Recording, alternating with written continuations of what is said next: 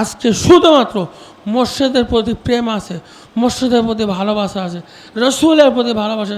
যে রসুলকে ভালোবাসতে শিক্ষা দিয়েছেন আমার মহান মসজিদ, যে রসুলকে ভালোবাসতে প্রেম করতে শিক্ষা দিয়েছেন আমার মহান মসজিদ, সেই রসুলের আশেক হইতে শিক্ষা দিয়েছেন আমার মহান মসজিদ, সেই রসুলের মহাব্বতে আজকে আমার মহান মসজিদের রওজা মোবারক জিয়ারতে আসছি। God helps them who helps them selves. যারা আল্লাহ তাদেরকেই সাহায্য করা যারা নিজেদেরকে সাহায্য করে।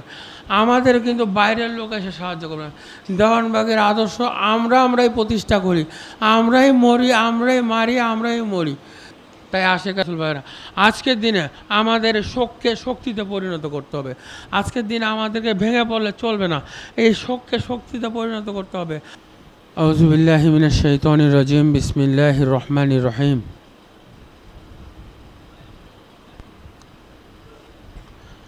الصلاة والسلام عليك يا رسول الله، الصلاة والسلام عليك يا حبيب الله، الصلاة والسلام عليك يا شافع المذنبين، الصلاة والسلام عليك يا رحمة للعالمين।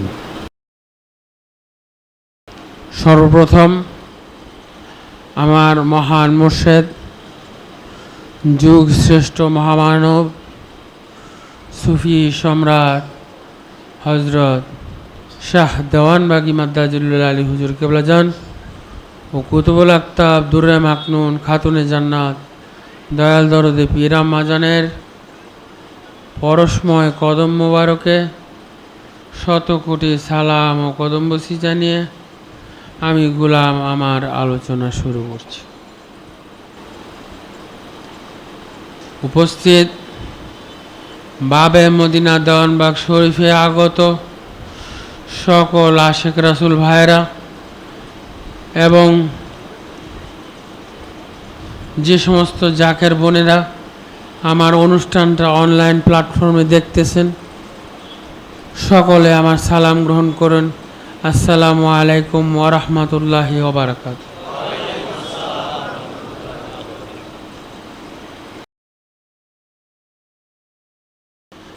আজ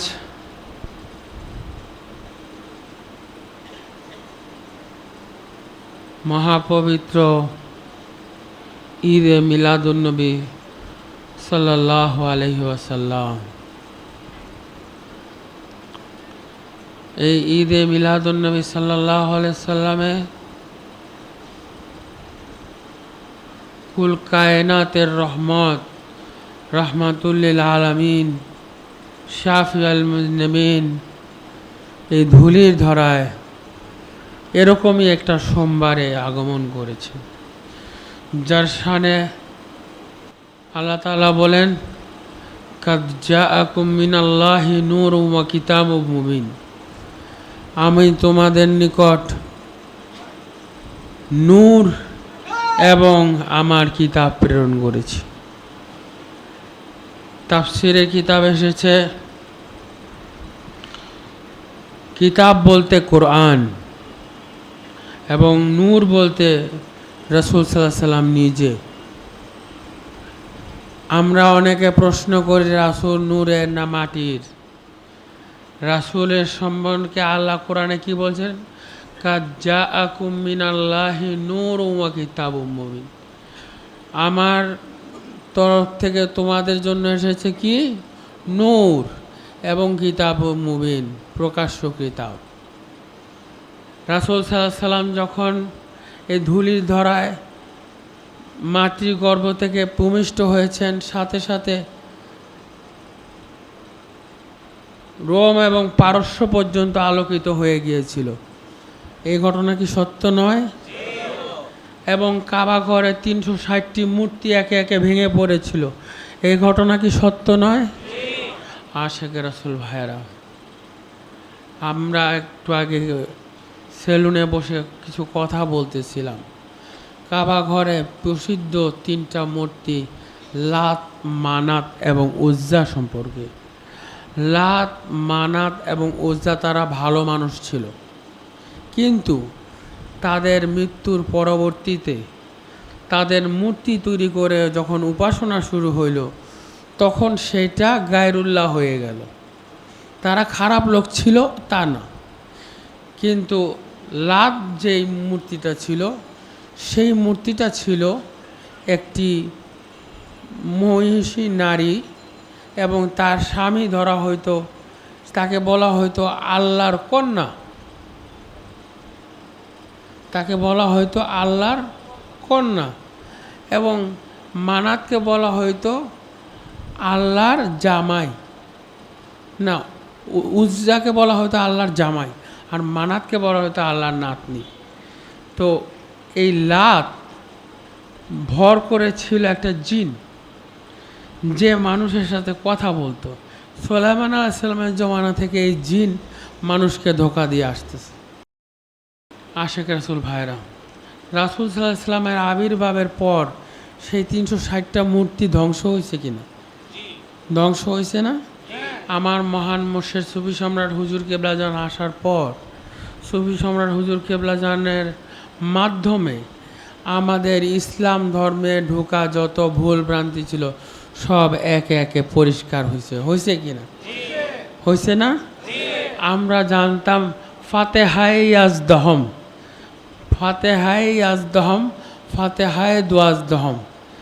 এই ফাতেহায়ে ইয়াজদহম কি ফত্যা আমরা বুঝতাম না, আমাদের কাছে বিষয়টা ক্লিয়ার ছিল না। ফাতেহায়ে ইয়াজদহম বলা হয়তো বড় পেশাবেরটা, আর ফাতেহায়ে দুয়াজদহম বলা হয়তো রাসূলেরটা।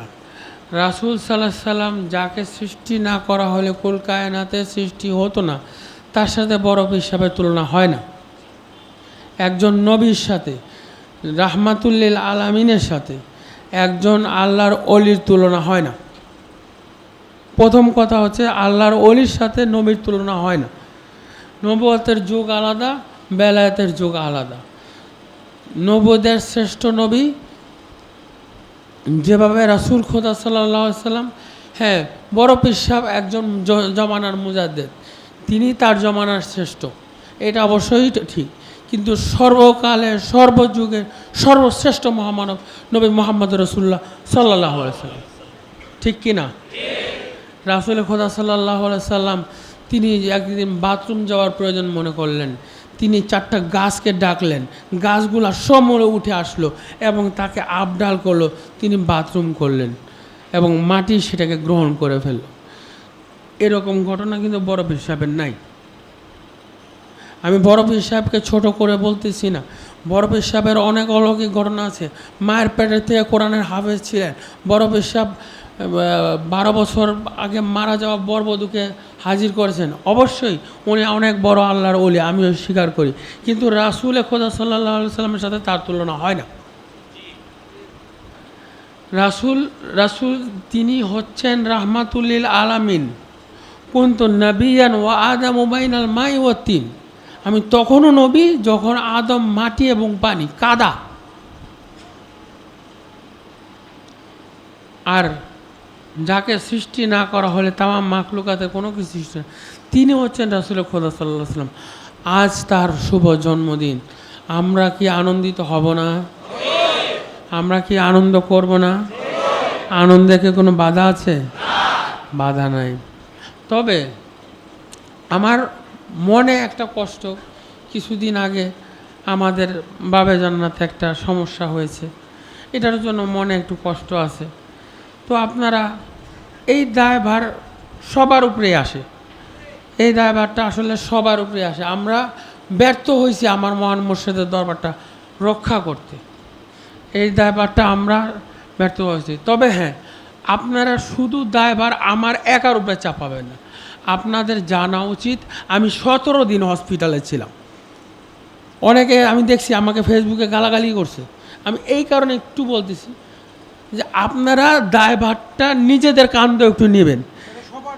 এই দায়ভার শুধু আমার একার না, দেওয়ানবাগির আমার একার না, দেওয়ানবাগ শরীফ আমার আপনার সবার, ঠিক আছে? যেমন বাবে মদিনায় যেমন সবার অধিকার আছে, বাবে জান্নাতেও সবার অধিকার, সবার অধিকার। এইখানে আমার একার দায়ভার নয়, এইখানে সমস্ত সাহেবজাদাদের হক আছে, সমস্ত সাহেবজাদিদের হক আছে। দেওয়ানবাগ শরীফ সবার একটি প্রতিষ্ঠান, সবার ভালোবাসার প্রতিষ্ঠান। এইখানে সব আশিকে রাসূলদের যাওয়ার অধিকার আছে এবং যাওয়া প্রয়োজনও আছে, ঠিক কিনা আশিকে রাসূল ভাইরা? এই দায়ভার আমার একার নয়। তবে হ্যাঁ, আমরা দরবারটা লুট হওয়া থেকে রক্ষা করতে ব্যর্থ হয়েছি, এটা আমার একটা ব্যর্থতাই আমি বলবো। তবে এই দায়ভার আমার একার না, এই দায়ভার আমাদের সবার। তবে হ্যাঁ, আমরা যদি সচেতন হই, আমরা যদি মোহাম্মদ ইসলামকে, মোর্শেদকে যদি আঁকড়ে ধরে মোহাম্মদ ইসলামটাকে সুন্দরভাবে আরও কত স্মুথলি, কতটা প্রাঞ্জলভাবে মানুষের কাছে উপস্থাপন করলে মোহাম্মদ ইসলাম মানুষের কাছে আরও বেশি গ্রহণযোগ্য হবে, আরও বেশি মানুষ গ্রহণ করবে মোহাম্মদ ইসলামকে। আমরা যদি সেটা করতে পারি তাহলে সেটা হবে আমাদের কাম্য, ঠিক কিনা আশিক রাসূল ভাইরা? তাই আশিক রাসূল ভাইরা, আজকের দিনে আমাদের শোককে শক্তিতে পরিণত করতে হবে। আজকের দিনে আমাদেরকে ভেঙে পড়লে চলবে না, এই শোককে শক্তিতে পরিণত করতে হবে।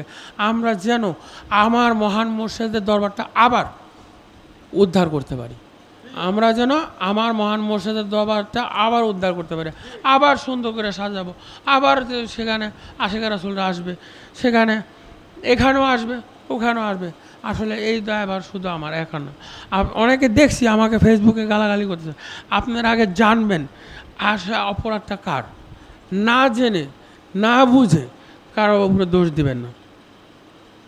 আপনারা 17 দিন টানা হসপিটালে ছিলাম, আপনারা আমার হয়তো চেহারা দেখে এখন বুঝতেছে না, আমার বডি ওয়েট অন্তত 10 কেজি কমে গেছে। 17 দিন টানা হসপিটালে ছিলাম। আমি কালকে হসপিটাল থেকে ছুটে বের হয়ে আসছি। আজকে রাসূলের সাল্লাল্লাহু আলাইহি সাল্লামের জন্মদিন না হলে আসতাম না। আজকে শুধুমাত্র মসজিদের প্রতি প্রেম আছে, মসজিদের প্রতি ভালোবাসা আছে, রসুলের প্রতি ভালোবাসা। যে রসুলকে ভালোবাসতে শিক্ষা দিয়েছেন আমার মহান মুর্শিদ, যে রসুলকে ভালোবাসতে প্রেম করতে শিক্ষা দিয়েছেন আমার মহান মুর্শিদ, সেই রসুলের আশেক হইতে শিক্ষা দিয়েছেন আমার মহান মুর্শিদ, সেই রসুলের মহাব্বতে আজকে আমার মহান মুর্শিদের রওজা মোবারক জিয়ারতে আসছি। আর কোনো কারণ আমার নাই এখানে, আমার আর কোনো আপনাদের সামনে বয়ানবাজি করার আমার কোনো উদ্দেশ্য নাই, আপনাদের সামনে আমার কোনো ভাষণ দেওয়ার উদ্দেশ্য নেই।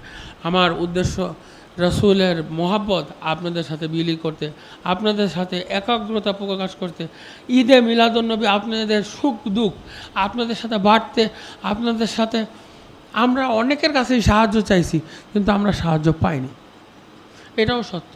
বিভিন্ন মহল থেকে আমরা সাহায্য চাইছি, আমরা সাহায্য পাইনি। তো যাই হোক, এই কারণে আমরা আমাদেরকেই আমাদের সাহায্য করতে হবে। বাইরের মানুষ এসে আমাদের সাহায্য করবে না, বাইরের মানুষ এসে সাহায্য করবে না, আমাদেরকেই আমাদের সাহায্য করবে। গড হেল্পস দেম হু হেল্প দেমসেলভস, যারা আল্লাহ তাদেরকেই সাহায্য করে যারা নিজেদেরকে সাহায্য করে। আমাদের কিন্তু বাইরের লোক এসে সাহায্য করবে না। দেওয়ানবাগের আদর্শ আমরাই প্রতিষ্ঠা করি, আমরাই মরি, আমরাই মারি, আমরাই মরি। আশিক রাসূল ভাইরা, আমরা কর্ম পরিসরে বিভিন্ন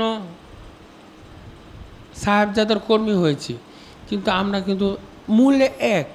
এই জিনিসটা আমাদের বিভাজন করলে চলবে না, এই জিনিসটা আমাদের মনে রাখতে হবে। আমাদের মোর্শেদ বাবা দেওয়ানবাগী, আজকে এই ব্যর্থতা নূরে খোদার একার নয়। আজকে বলে নাই যে নূরে খোদার দরবার ভাঙছে, আজকে বলছে দেওয়ানবাগীর দরবার ভাঙছে, বলছে দেওয়ানবাগের মাজার ভাঙছে, এই কথা বলছে, এই কথা বলছে না, দেওয়ানবাগের মাজার ভাঙছে। তা আশিক রাসূল ভাইরা, হৃদয়ে রক্তক্ষরণ হয়, হৃদয়ে রক্তক্ষরণ হয়। এই জন্য আমার মহান মুর্শিদ আজকে মনিরে খোদা আমার একার ভাই নয়, সমস্ত সাহেবজাদা সাহেবজাদিগণের ভাই। আজকে মনিরের খোদার রওজা ভাঙচুর শুরু হয়েছে, সে হৃদয়ে রক্তক্ষরণ হয়। সেই অবস্থা থেকে আমি আপনাদেরকে আর বেশি কিছু বলতে চাই না। আমার মহান মুর্শিদ আপনাদেরকে তরফ থেকে আমাদের দরবার পুনরুদ্ধারের তৌফিক দান করুক। আমরা যেন আবার আমার মহান মুর্শিদের আদর্শ এই বাবে জান্নাত, বাবে রহমত, বাবে জান্নাত, বাবে মদিনা সব জায়গা থেকে আমরা যেন প্রচার করতে পারি। আল্লাহ আমাদেরকে তৌফিক বলুন। সবাই বলেন আমিন। আপনারা সবাই আমার তরফ থেকে ঈদ মোবারক গ্রহণ করুন। ঈদ মোবারক। আসসালামু আলাইকুম ওয়া রাহমাতুল্লাহি ওয়া বারাকাতুহু।